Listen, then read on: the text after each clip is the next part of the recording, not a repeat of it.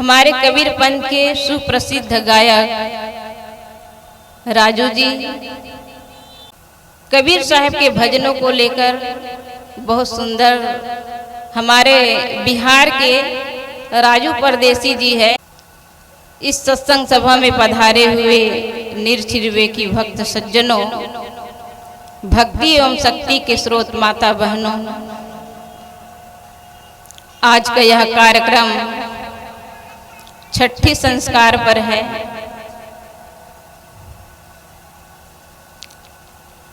मां संस्कारों की जननी होती है। मां अपने बच्चे को जो बनाना चाहे बना सकती है, लेकिन जीव का दो संस्कार होता है। एक जीव का स्वयं का संस्कार होता है और एक माहौल का संस्कार होता है। जो माहौल के संस्कार में प्रभावित न हो तो वह जीव का स्वयं का संस्कार होता है। कितने घरों में देखा जाता है, घर के लोग बड़े सज्जन होते हैं, माता पिता साधु स्वभाव के होते हैं, लेकिन बच्चे कहीं शराबी हो जाता है, कहीं चोरी करता है। जब उसको माहौल का संस्कार नहीं पड़ता तो जीव अपने संस्कारों से चलने लगता है। लेकिन हमारी माताएं अपने बच्चों को जो बनाना चाहे बना सकती है। मां जगदम्बा है। अभी नवरात्रि में आप सब कितना पूजा पाठ हवन तर्पण किए होंगे और पूजा पाठ के बाद कितना बकरा भेड़ी मारे होंगे। क्या ऐसे कोई मां है जो अपने बच्चों को मारकर खा जाए? ऐसा कौन सा विधान है जिसमें किसी जीव को मारकर खाओ और पुण्य हो जाए?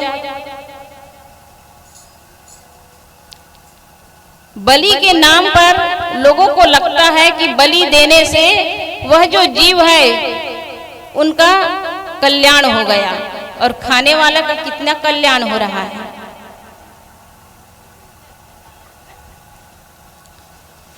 कभी भी कोई ऐसी मां नहीं जो अपने बच्चों को अपने आंखों के नजरों मरते हुए देख पाए। लेकिन देवी के नाम पर, काली के नाम पर, भवानी के नाम पर लोग कितने बलि दे रहे हैं, निरपराध जीवों को मार कर खा रहे हैं। मां अपने बच्चे को थोड़ा भी अगर तकलीफ हो तो मां का दिल दर्द से भर जाता है। पूरी रात जग जाएगी अगर थोड़ा से बच्चा बीमार पड़ गया तो। अपने बच्चे के लिए मां क्या नहीं करती है। लेकिन वो कैसी मां है जिनको आप सब पूज रहे हैं, रोज वहां जाकर के चुनरी चढ़ा रहे हैं, फल चढ़ा रहे हैं, गीत गा रहे हैं, लेकिन वह इतना निर्दय जो उतना पूजा पाठ करने के बाद जब उसी दुर्गा को जब किसी भी जल में उसको प्रवाहित करने जाते हैं तो उनके साथ में लोग भी प्रवाहित हो जाते हैं। यदि वो मां है तो किसी मां के गोद को सूनी करते कैसे देख सकती है? एक बार एक छोटा सा बच्चा जो अबोध बच्चा था, उस बच्चा को यह ज्ञान नहीं था कि माँ कौन है मेरी। एक बच्चा पर दो माँ अधिकार जता रही थी कि यह बच्चा मेरा है, लेकिन दूसरी माँ क्या कहती थी, नहीं ये बच्चा मेरा है। आप लोग सोचिए, कोई भी बच्चा है तो एक ही माँ जन्म दे सकती है। अब उस बच्चे पर इतना अधिकार जताने लगी, दोनों के दोनों खींचा तानी, तू मैं। विवाद इतना बढ़ गया कि उन दोनों को राजा के पास जाना पड़ा। जब राजा के पास गया तो राजा भी धर्म संकट में पड़ गया। यदि इस बच्चे को जन्म दी है तो कोई एक ही माँ जन्म दी है, और दोनों बड़े अधिकार जता रही है कि यह बच्चा मेरा है। अब उस पर वह बच्चा तो पहचान नहीं सकता कि यह कौन मेरी माँ है। राजा भी धर्म संकट में पड़ गया। उन दोनों का इस तरह से अधिकार जताना, फिर कहा कि आप दोनों का निर्णय कल होगा। दूसरे दिन समय दिया, सभा लगी। सभा में बहुत लोग आए, पूरे प्रजा आए। कहे कि एक बच्चा, उस पर दो माँ अधिकार जता रही है, अब राजा का क्या निर्णय होगा। लोग देखने के लिए काफी भीड़ लगाए। जब सभा लगी, उस बच्चा को लाया गया उस सभा में, और दोनों माता वहां पर थी। दोनों माता अपनी अपनी बात रखने लगी कि राजन, यह बच्चा मेरा है। तब दूसरी माता कहती कि नहीं राजन, यह बच्चा मेरा है। तब राजा ने कहा, इसका निर्णय अभी तुरंत हो जाएगा। दो सिपाही बुलाया, और दो सिपाही बुलाकर कहते हैं कि इस बच्चे को दो टुकड़ा करके दोनों माँ को बांट दीजिए। और उस बच्चे को हाथ में लिया वह जो सिपाही, और हाथ में ले करके जैसे वो आकाश की ओर जैसे फेंका, तभी एक माँ जोर से चिल्लाई कि राजन, यह बच्चा मेरा नहीं है, ये इस बच्चे को उसी माँ को दे दीजिए, ये बच्चा मेरा नहीं है। बस इतना कहते कहते वह माँ बेहोश हो गई। नंगी तलवार लेकर खड़ा सिपाही उस बच्चा को हाथ में लिया और लेकर के राजा के पास गया। राजा उस माता को होश में लाते तक अपने गोद में लिया, माँ को पानी पिलाया, होश में लाया, और होश आते ही उसके गोद में डाल दिया। तब दूसरी कहती है कि राजन, आप नहीं सुने, वो कही कि ये बच्चा मेरा है, फिर आप उसके गोद में। तब राजा ने कहा, जो माँ अपने बच्चे को दो टुकड़ा करते देख नहीं सकती, यही है माँ। क्या आप लोग अपने बच्चे को कुछ टुकड़ा होते देखेंगे? एक कांटा भी चुभ जाए तो क्या उस बच्चे का दर्द सहन कर पाते हैं? क्यों नहीं कर पाते हैं? क्योंकि उस बच्चे का दर्द को हम अपना दर्द समझते हैं। तो वो माँ अपने बच्चे को दूसरे के गोद में क्यों डाली? क्योंकि अपना गोद सुना ना हो। हम दूसरे के गोद में अपने बच्चे को पलते देख सकते हैं, लेकिन जीते जी हम अपने बच्चे को खंडित नहीं होते देख सकते। ये होती है माँ। अब आप लोग उस देवी माँ की रोज पूजा करते हैं, चुनरी चढ़ाते हैं, गीत गाते हैं, फल चढ़ाते हैं, और आकर के किसी बकरी के बच्चे को मार के खा रहे हैं। क्या वही शिक्षा दिए हैं वो देवी? कोई माँ किसी बच्चे को, किसी जीव को मारने की आज्ञा नहीं देते हैं। हम अपने जीव के कारण, अपने स्वार्थ के कारण किसी जीव को मारते हैं। यह मारना पाप है। जीवों पर हम दया करना सीखें। निरपराध प्राणियों को कभी न मारें, और जितना हम किसी जीव को सताएंगे उतना ही हमें कष्ट मिलेगा, क्योंकि ये मानव जीवन है। मानव जीवन कर्म भूमिका है और अन्य खानी के देह भोग भूमिका है। इन कर्मों को सुधारने के लिए ये मानव जीवन मिला है, और मानव जीवन पाकर के हम क्या कर रहे हैं कभी देखते हैं?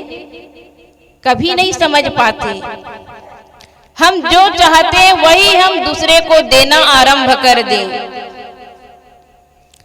हम जो चाहते हैं वही देना आरंभ करें। हम लोगों से चाहते हैं कि लोग हमारा सम्मान करें, लोग हमें प्रिय माने, लोग हमें पूजे। क्या हम उस पूजने की योग्य अपने कार्य को कर रहे हैं? हमारा कर्म वैसा है? परिवार में अगर 10 सदस्य है और कोई अगर बाहर चले गए, तो घर में ऐसा होना चाहिए कि वह हमारे घर के सदस्य है कितना जल्दी लौट आए। उसके आने का इंतजार और जाने का शौक हो, तब जीवन जीने का सही तरीका है। आप परिवार में रहते हैं घर के मुखिया बन करके, लेकिन उस मुखिया के व्यवहार ऐसा ना हो कि वो इस घर से गए तो दोबारा और लौट ना आए, कम से कम 1 महीना की जगह 2 महीना रह जाए। ऐसा घर के लोग एहसास कर रहे हैं तो हमारे जीने का तरीका सही नहीं है।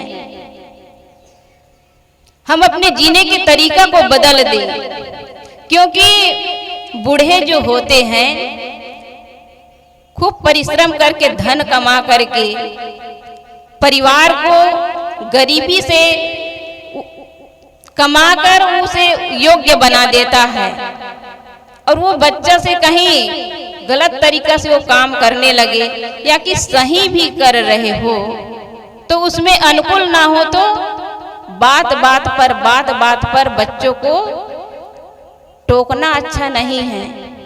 क्योंकि बुढ़ापा बच्चे बन जाए तो अच्छा होता है। यदि बुढ़ापा में हम जवानी का रोब करें तो वह हमारा बुढ़ापा एक दुखद बन जाएगा और दुख से भरा हमारा जीवन व्यतीत होगा। क्योंकि हम घर परिवार में रह करके एक उपेक्षित भाव से रहेंगे। लोगों को ऐसा नहीं लगेगा कि हमारे घर के मुखिया है। घर में जो भी सदस्य हैं उन सदस्यों को आप प्रेम दीजिए और प्रेम के साथ साथ समय दीजिए। आप धन कितना भी कमाइए, लेकिन धन के साथ साथ में आप प्रेम कमाइए। अगर प्रेम परिवार में बरसा रहे हैं तो आप असली संपत्तिशाली हैं। धन से सुविधा मिल सकता है, लेकिन शांति नहीं मिल सकती है। शांति किसमें मिलेगा? शांति मिलेगा अपनों के प्यार में, प्रेम में, स्नेह में। अपनों का जब प्यार मिलता है तो मानो वो जीवन जीने का मजा आता है। जिस घर में, परिवार में, समाज में रह रहे हैं, वहां पर अगर प्रेम नहीं है तो हमारा जीना नर्क के समान हो जाता है। नर्क कहीं बाहर नहीं है। नर्क कहाँ है? अपने ही व्यवहार में है। अपना व्यवहार अगर अच्छा कर लिए तो वही घर स्वर्ग बन जाता है। घर में हम जो कर रहे हैं वो बच्चे सीख रहे हैं। बच्चे को कैसे सिखाना है वो आप ही लोग कर सकते हैं। आपके द्वारा ही बच्चा सीखता है। एक बार एक माँ, बूढ़ी माँ थी, घर में बैठी पेपर पढ़ रही थी। पेपर पढ़ते पढ़ते बूढ़ी थी, दिखाई नहीं दिया।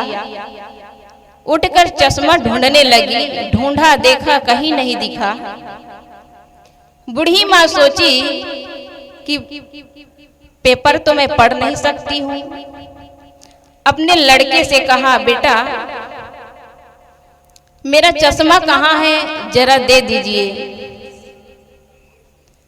तब लड़का आया उनका और आ करके ढूंढा, चश्मा सामने ही रखा था टीवी के पास। चश्मा उठाया और माँ को देते हुए उन्होंने एक वाक्य कहा, चश्मा सामने रखा है, आपका आंख नहीं दिखता है? माँ सुनी, लेकिन उनके उत्तर कहती है, बेटा बूढ़ी हूं, आंख दिखाई नहीं दिया, लेकिन इस चश्मा को देने के लिए आपको बहुत बहुत धन्यवाद। अपने बेटे को वो धन्यवाद देती है। सुबह का समय था, उनका लड़का अपने जॉब में जाने के लिए तैयार होने लगा। तभी उसकी पत्नी भोजन बना रही थी। भोजन बनाते हुए अपने बच्चे को और अपने पति को जलपान कराई। जलपान करके जब लड़का ऑफिस जाने लगा तो अपने पत्नी से कहता है, सुनो जी, मेरा बेल्ट देखे हैं क्या? तब उसकी पत्नी तो जवाब नहीं देती है। तभी उनका छोटा सा 5 साल का बच्चा उठा और अपने बेडरूम में जा करके अपने पापा को बेल्ट देते हुए कहा, पापा बेल्ट सामने रखा है, आपका आंख फूट गया है, आपका आंख दिखता नहीं है। ये बात उस बच्चे को शिक्षा स्कूल में नहीं मिला। कहाँ मिला? अपने माँ बाप से। हम अपने बच्चे को क्या सिखा रहे हैं, क्या दिखा रहे हैं, इस पर हमें बहुत ही सावधानी की जरूरत है। हम अपने बच्चे को वह शिक्षा दें जो बच्चा आगे चलकर हमारा बुढ़ापे का सहारा बने। अगर हम अपने माँ बाप को श्रद्धा से, भाव से उनके प्रति श्रद्धा रखते हैं तो वह बच्चा भी अपने माता पिता के प्रति श्रद्धा से, भाव से व्यवहार करेगा। हमारा व्यवहार ही हमको अच्छा और बुरा बनाता है। हम अपने बच्चों से जो अपेक्षा रखते हैं वही हम अपने बड़े बुजुर्गों के प्रति व्यवहार करें। हम जो चाहते हैं वही हम दें। हम चाहेंगे फल और हमें क्या चाहिए? फल का बीज बोना है। बोया पेड़ बबूल का, आम कहाँ से खाए? यदि हम बबूल का पेड़ बोए हैं और फल में चाहेंगे आम, तो मिलेगा? कभी नहीं मिल सकता है। हम जो बोते हैं वही मिलता है। चाहे कोई राजा हो, रंक हो, ऋषि हो, मुनि हो, सन्यासी हो, हर व्यक्ति को अपने कर्मों का फल भोगना ही होता है। आज मिले या कल जरूर मिलेगा फल। भगवान राम जिसके नाम से इस संसार सागर से तरने का दावा करते हैं, ऐसे धर्म गुरु उनके नाम से इस संसार सागर से तरना चाहते हैं। क्या वह अपने पिता के पाप कर्मों का फल मिटा पाया? कहा जाता है एक बार राजा दशरथ शिकार करने गया और शिकार करते करते उन्होंने तालाब के पास एक शब्द भेदी बाण मारा और शब्द भेदी बाण मार करके उस स्थान पर गया तो देखा एक नवयुवक सुंदर सा लड़का जिसको वह तीर लग गया। देखा तो वह लड़का छटपटा रहा था। उनसे क्षमा मांगा कि मैं भूल किया, शब्द भेदी बाण से आपको लग गया, मैं हिरण समझा, मुझे माफ कर दीजिए। हाथ पांव जोड़ने लगा। और वह लड़का कौन था? श्रवण कुमार, जिनकी आज इतिहास अगर पुत्र हो तो श्रवण कुमार के समान हो, जो आज्ञाकारी पुत्र था। ऐसे आज्ञाकारी पुत्र अपने माँ बाप को अपने कंधों में उठाकर तीर्थ कराने ले गया था और उनके माँ बाप अपने बच्चे के हाथ के अलावा कभी किसी के हाथ के एक गिलास पानी भी नहीं पीते थे। अब उसके बुढ़ापे के सहारा उनका शरीर जब छूटने लगा तो उन्होंने कहा राजा दशरथ से कि क्षमा के अधिकारी मैं नहीं, क्षमा के अधिकारी आप उनके पास जाइए, काश वो क्षमा कर दे। मेरे बूढ़े माँ बाप हैं जिसको मैं पानी देने के लिए यहाँ आया था, आप उन्हीं के पास जाइए और उनसे क्षमा मांगिए। इतना कह करके श्रवण कुमार का शरीर तो वही छूट जाता है। पानी लेकर गया तो जैसे गया तो उनके पद कमलों को सुन करके, उनकी आहट को सुन करके उनके माता पिता ने कहा कि तुम कौन हो? वह बोलने की हिम्मत में नहीं थे। राजा दशरथ बोल नहीं पा रहा था। फिर कहे कि तुम कौन हो जो हमारे इतना करीब आ रहे हो? तब उन्होंने सारी बात बता दिया। तब उसकी माँ कहती है कि हम अपने बेटे के बगैर हम एक पल भी नहीं जी सकते हैं और तुमने जो किया है ये बहुत गलत किया।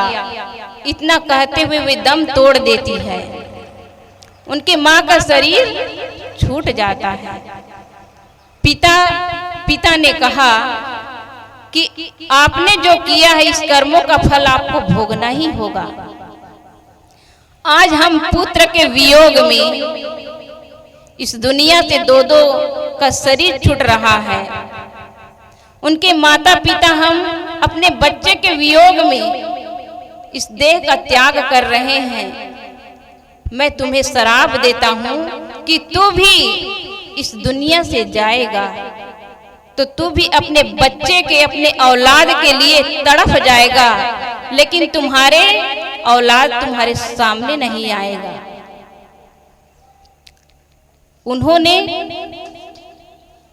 कहा, और आप सब रामायण पढ़े होंगे, जानते होंगे, जब राजा दशरथ का शरीर छूटा, जो प्राण प्रिय कौन था? पुत्र तो उनका 4 था, लेकिन चारों पुत्र में प्राण प्रिय कौन था? राम था। न राम आया, न भरत शत्रुघ्न, कोई नहीं आया। अपने बच्चों के लिए तड़पते तड़पते इस दुनिया से चला गया। जब भगवान राम के पिता राजा दशरथ, उसको अपने कर्मों का फल भोगना पड़ा, तो क्या हम सबको भोगना नहीं पड़ेगा? हम सबको भोगना पड़ेगा। हम अपने कर्मों को सुधारें। अपने कर्मों को सुधारने के लिए यही मानव जीवन मिला है, और इसी मानव जीवन में हम अपने कर्मों को सुधार कर इस संसार सागर से तरने के लिए, इस भव सागर से तरने के लिए संतों के सानिध्य में जाकर सत्संग का गोता लगाएं, और इस मानव जीवन को, इस मानव जीवन से हम संतों के सानिध्य में जाएंगे, तभी हमारा जीवन कल्याण होगा। अपने कर्मों को सुधारने के लिए जीवन तो मिल गया, लेकिन हम कर्मों को सुधार नहीं पा रहे हैं। कर्मों को सुधारने के लिए संतों के संगत करिए। सदगुरु कबीर साहब ने कहा है, संगत कीजिए साधु की, हरे और की व्याध, ओछी संगत क्रूर की, आठों पहर उपाद। संतों की संगत करिए। संतों का मतलब केवल भेषधारी संत नहीं होता है। संत का मतलब होता है सज्जन। जो सज्जन व्यक्ति है, जो भक्त, संतों का साथ करके इस जीवन को परम शांति की ओर ले जाए, तभी ये मानव जीवन का पाना सार्थक होगा।